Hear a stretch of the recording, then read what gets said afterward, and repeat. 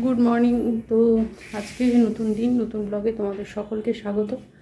আর এখন যাচ্ছি একটু বারান্দায়। আজকে গাছগুলো এসে দেখি বেশ ঝড় বৃষ্টি হয়েছে, তো এখানে একটু জল টল পেয়েছে। আর বৃষ্টির জলে গাছগুলো নিয়মিত একটু অন্যরকম চেহারাই হয়।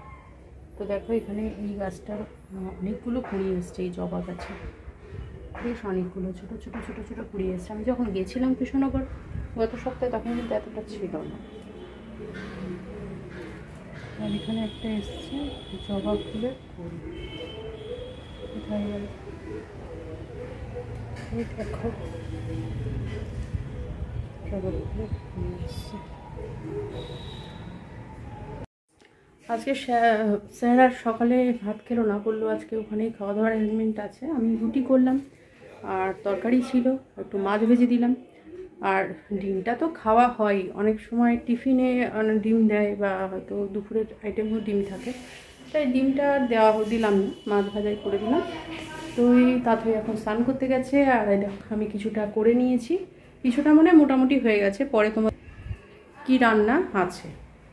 আর আজকে কালকের দিকে না জানো তো একটু বেরিয়েছিলাম বলতে এই সামনের দোকানেই গেছিলাম।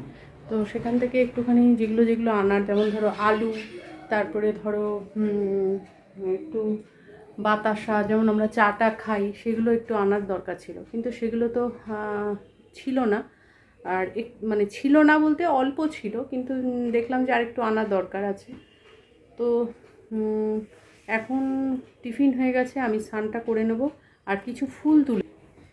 দেখো গাছের কিছু ফুল হয়েছে, ছোট ছোট অল্প একটু হয়েছে, কিন্তু তাতে কি আমার তাতেই হয়ে যাবে মোটামুটি। তো ফুল তুলে এবার স্নান করে নেব, স্নান করে তারপর পরের যা কাজ আছে বা যেটা করব সেটা করতে হবে। তো চলো সঙ্গে থাকো, দিনটা শুরু হলো এইভাবে। দুদিনের মধ্যেই বলছে বৃষ্টি ভালো হবে, ঝড় বৃষ্টি ভালোই হবে। তো বেরিয়েছিলাম, যে একটা ওষুধ নিয়ে আসলাম, ওষুধটা একদম শেষ হয়ে গেছিলো। তো আর এখন বেড়েছি ভাত। আর বৃষ্টির সময় না বেশ দেখছি বাজারে, জানি না এটা সিজন টাইম, অনেক সময় লিচু উঠেছে ঠিকই, তবে ঠিক লিচুটা সেরকম একটা মনে হলো না আমার। বেশ লাল লাল বড় বড় যে লিচুগুলো হয়, হয়তো আর কয়েকটা দিন পরে হয়তো হবে। আর এখানে এনেছি একটু কাটা এঁচড়। কাটা এঁচড় হচ্ছে 30 টাকা নিল, মানে 60 টাকা হচ্ছে কাটা, আর বোধহয় 50 টাকা না 40 টাকা বোধহয় বললো এমনি, মানে কাটা ছাড়া, মানে 10 টাকা এক্সট্রা একটা নিচ্ছে। আর এখানে এনেছি হচ্ছে আদা, শসা। বাজারের দিকে যখন গেলাম তখন নিয়ে আসাই ভালো। আর এনেছি একটু মৌসুম্বি, টমেটো, কাঁচা লঙ্কা, এই। আর এই একটা থোড়টা কিন্তু এখন খাওয়া যায়, এবং খাওয়াটা ভালো। থোড় খাওয়াটা ভীষণই খাওয়া যায়, মানে খাওয়াটা ভীষণই ভালো। কারণ হচ্ছে থোড় দিয়ে ঘন্ট বলো, ভাজা বলো, সবই ভালো লাগে। তো এই হচ্ছে আজকে আমার বাজার। বাজারে গেলে কি হয় বলো তো, কিছু জিনিস আছে একটু পছন্দ মতো তুলে আনা যায়। আর এনেছি দেখো এই যে বোঁদে, পছন্দ মতো তুলে আনা যায় বলতে একটু এঁচড় নিলাম, একটু টুকটাক যেটুকু মনে হলো, একটু দামেও কমই থাকে, বেলা করে গেলে তো অবশ্যই কম হয়। আর কি রান্না হয়েছে চলো দেখ। পাঁচমিশালি একটা তরকারি, ভাজা, নিম পাতা, আর এখানে আছে ডিমের তরকারি, মানে ডিমের অমলেট দিয়ে একটা ঝাল। এই যে মা আমি এতে ভাত বেড়ে নিয়েছি। এবার দারুণ একটা ওয়েদার আজকে, হালকা ঠান্ডা হাওয়া আছে, আবার রোদ্দুরও আছে। এই ওয়েদারে কিন্তু জামা কাপড় কাচার পক্ষে ভীষণ ভালো।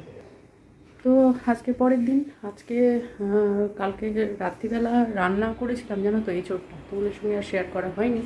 এঁচড়ের তরকারিটা এত সুন্দর এঁচড়টা ছিল, মানে বলে না সবজি বা মাছ যদি ভালো হয় তো একটু তরকারির স্বাদ হলেই তার গুণটা অনেক বেশি বেড়ে যায়।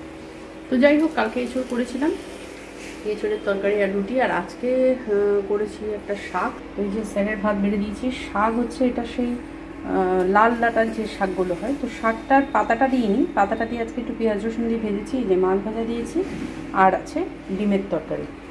ডিমের তরকারি আমি একটু তুলে রেখেছিলাম, কারণ অনেক সময় কি হয় জানো তো, মানে ভোরের দিকে বা সকালের দিকে যদি সব করে বেরোনোর প্রয়োজন হয়, একটা কিছু থাকলে রেডিমেড হয়ে যায়, কিন্তু না হলে একটু সিদ্ধ ভাত করে দেওয়ার ছাড়া অপশান থাকে না, বা ঝোল করতেও একটু টাইম লাগে, সেটারও টাইমটা অনেক সময় পাওয়া যায় না। তো এই জন্য একটু এগিয়ে রাখি, সবসময় যে রাখা হয় আর সবসময় যে খাওয়া উচিত একটু রেখে দেওয়া খাবার, সেটাও ঠিক না। যাই হোক, তবু যেভাবে চালানো যায় সেভাবেই চলতে হবে। সব কিছু মানে রিজিট হয়েও লাভ নেই, আবার না করেও উপায় নেই, এই হচ্ছে বিষয়। আর এখন আজকে রান্না বলতে পরে কি করব নিশ্চয়ই যখন করব তোমাদের সঙ্গে শেয়ার করব। মাছটা করে রাখবো ভাবছি, একটু হালকা হালকাই করব। যা গরম পড়েছে, গরম সে অতিরিক্ত মাত্রায় না হলেও পড়েছে গরমটা, এই হচ্ছে বিষয়। তো চলো এবারে স্যারকে খাবারটা দিয়ে দিই, তারপরে এবার আসছি। তো এখানে এখন বসিয়ে দেবো টমেটো মাছ, এই টমেটো সস দিয়ে রেখেছি। আর এখানে পেঁয়াজটা ভাজা হয়ে গেছে। আর স্যারকে না আজকে করে দিয়েছি মাছ ভাজা, কারণ সকালের দিকে তাড়াতাড়ির মধ্যে ওটাই ভালো হয়। আর শাক বানিয়েছিলাম, আর এই দিয়ে স্যার তো খেয়ে গেছে। এখন আমি আমার আর চাটনির মতো একটুখানি মাখা মাখা মতো করে নেবো। আর শাক তো হয়েই আছে। এত গরম পড়েছে যে সন্ধ্যাবেলা একটু চা খাবো সেও ইচ্ছা করছে না, এতটাই গরম লাগছিল। তো যাই হোক, চা খাওয়ার অভ্যাস তো খেতে হবেই, একটু চা তো খাওয়া হলো। আর এখন রাত্রের আজকে সেরকম কিছু করিনি, আজকে একটু সিদ্ধ ভাতই করেছি। একে তো সেরকমভাবে কিছু সকালে করা থাকতে একরকম হতো, কিন্তু সকালে যেহেতু করা ছিল না সেই জন্য আর করার চেষ্টাও। যে ভাত হয়ে গেছে, এখানে আছে ডিম সেদ্ধ। আর এখানে দেখো স্যার নিয়ে এসছে অনেকগুলো আম, একজন দিয়েছেন দাদা। তো আমগুলো কি আম বলতে পারছি না, তো দশেরাও হতে পারে, অন্য কোনো আমও হতে পারে। আমার আবার হিমসাগর আর দুই একটা ছাড়া অত আমের সম্পর্কে অতটা নলেজ নেই। তো যাই হোক, এখানে আছে খাবার, কিছু খাবার তো আছে।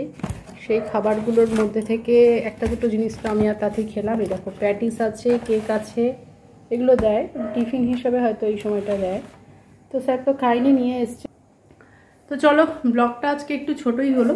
ব্লগটা যখন দেখো তাহলে ব্লগটা একটু শেয়ার করো, এটা একটা রিকোয়েস্ট, আগেও করেছি। দেখছো যখন জিনিসটাকে যখন খুলছোই তখন একটু শেয়ার করো, একটু লাইক করো, এটা একটা রিকোয়েস্ট। কারণ এটা করলে যেটা করতে চাইছি বা এগোচ্ছি সেটাতে একটু জোর পাওয়া যায়, মনের দিক থেকেও জোরটা পাওয়া যায়। কারণ কোনো কিছু করতে গেলে মনের জোরটা না থাকলে সেটা এগোনোটা খুব মুশকিল হয়। তো একটা পরিবারের কাছেই বলতে পারি সেটা, আমরা পরিবারের মানে আমাদের পরিবারের সদস্য, সেই হিসাবে এই আর্জিটা তোমাদের কাছে রাখতেই পারি। তো যখন দেখছোই ব্লগটা খুলছোই তখন একটু লাইক করো, একটা শেয়ার করো, সে যেভাবেই হোক, হোয়াটসঅ্যাপ হোক, ফেসবুক হোক, বা যেটা ইউজ করো, ইউটিউব থ্রু দিয়েও করতে পারো, কিন্তু একটু শেয়ার করো। তো এটা একটা রিকোয়েস্ট করছি, বারবারই বলছি তোমাদেরকে। তো চলো ব্লগটা শেষ করছি আজকে অবধি, আবার নেক্সট ব্লগ নিয়ে আসছি নতুন কিছুর সঙ্গে। Tata, good night.